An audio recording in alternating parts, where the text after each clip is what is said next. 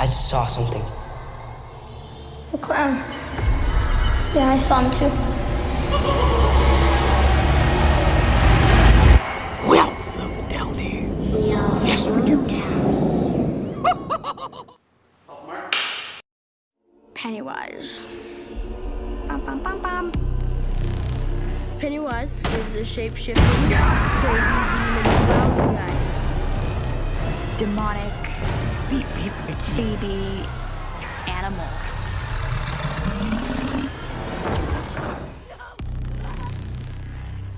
Well, the clown is a bait. It's an incarnation that basically is designed to attract children because children like clowns, supposedly. Pennywise is a tricky character because it essentially is an entity that's been around since before time, essentially, in a different world, in a different dimension. And he comes to Earth and hibernates, and then he's awoken and he starts feeding off of humans, preferably children. And Pennywise is one of his shapes that he takes to kind of lure children in and to feed off of them. Kids have shot like a month and a half already, and they've gotten to know each other, and they were all like kind of best buddies at this point. And nobody had seen Pennywise, or not, the kids hadn't seen me at least. Have you guys seen Pennywise yet? Nope. No. No. We're not allowed to see him. Oh, I think he's bad. I'm gonna call he has blue hair. I'm gonna say he's... I already think I know. I heard something. I heard one thing. That he has A one mime. green eye and one orange eye. He's supposed to look like a mime. Something like a mime. That's the only thing I I've heard though. from Andy.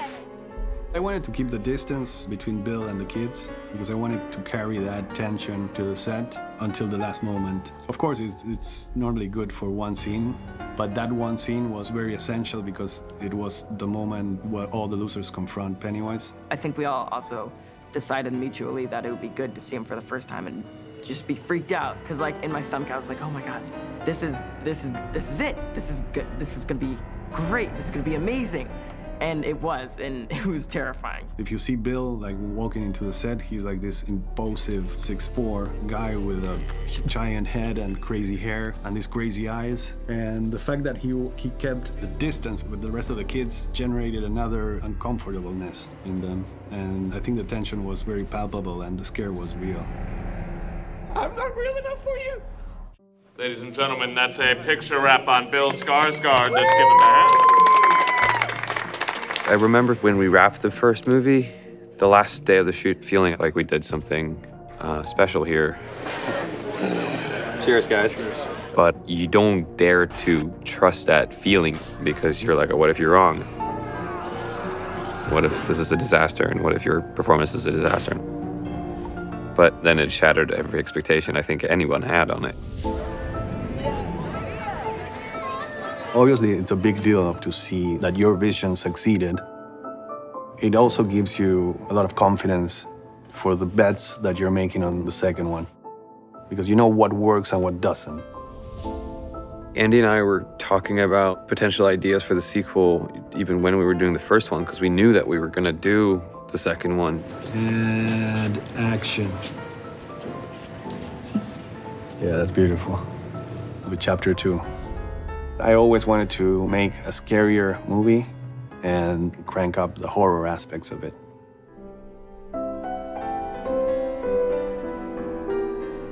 Adrian.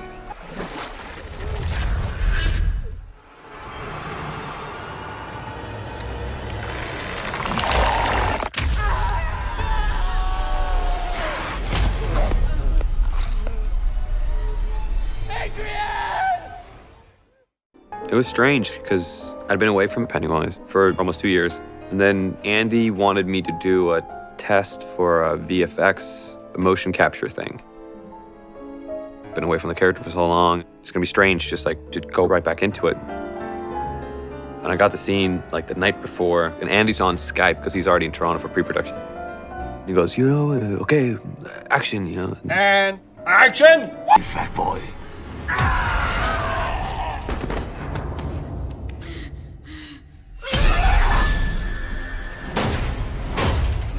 Oh, nobody wants to kiss the fat boy. Just leave me alone. Alone? Oh, you I was surprised how much of him was just still there, because the first movie was so much for me was to figure out who the character was.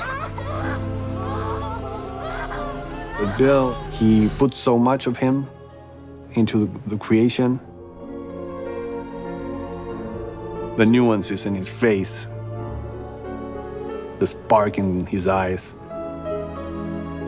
I really love sitting down with him and talking for hours about the character and the possibilities. 27 years I dreamt of you. I craved you. Oh, I missed you. Waiting for this very moment. Time to flow. 27 years. I dreamt of you. I craved you. Oh, I missed you. Waiting for this very moment. Gotta move, Mikey! Come on, man! I'm sorry, guys. I'm sorry. I'm so sorry. Time to float.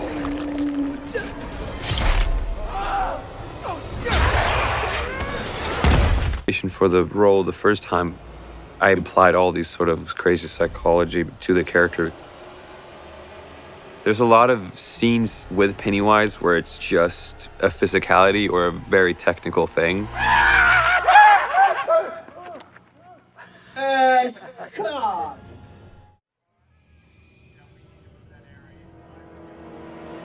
Did you miss me, Richie?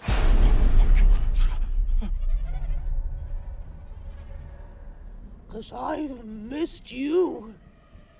No one wants to play with the clown anymore. Play a game with me, would you? How about Street Fighter? Oh, yes, you like that one, don't you? Or maybe Truth or Dare. Oh, you wouldn't want anyone to pick Truth, though, would you, Richie? You wouldn't want anyone to know what you're hiding. I know your secret, your dirty little secret. I know your secret, your dirty little secret. Should I tell them, Richie? This isn't happening. This isn't real. This isn't real. It isn't happening. It isn't real.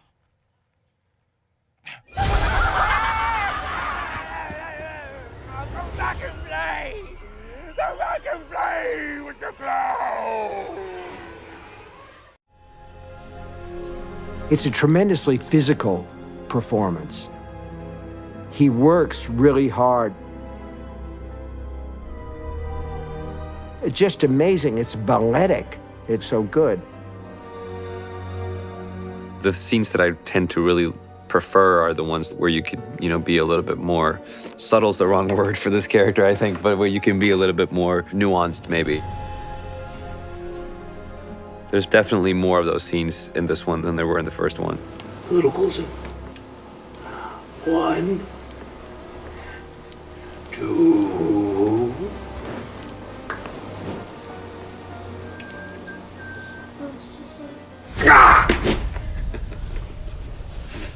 You okay? Good job. Let's do it. Let's right here. 1, 2.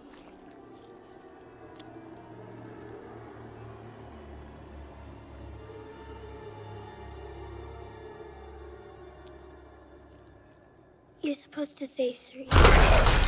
We have a version of Pennywise where they're weakening him and he starts to deflate. So Andy wanted him to be almost like a deflating balloon. You're all grown up. Andy comes up with these ideas that once you see it and once it's implemented, it's just like, oh, this is crazy, this is genius. I like the fact that I'm trying to convince myself that I'm the evil. Yeah, let's do that, absolutely. Yeah. But you're also broken. You're broken. Yeah. Like a cockroach on raid. Clown! Clown! Clown! Clown! The idea was to get a small child to play the body part of Bill. Clown! Clown! Clown! And then we had a replica of the kid's body. And that was known as Pancake Head. This is what is known in Stephen King's universe as the ritual of Chud. And the ritual of Chud is when you staple intergalactic entity's head to a piece of volcanic... Just like that. It worked.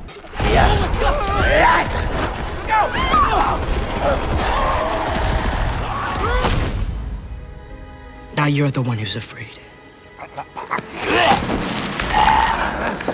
At the end of the first movie, Pennywise for the first time feels fear himself.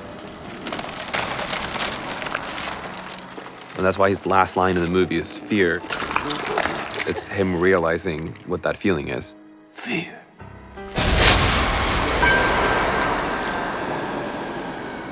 So he uses fear to sort of season the flesh, if you will.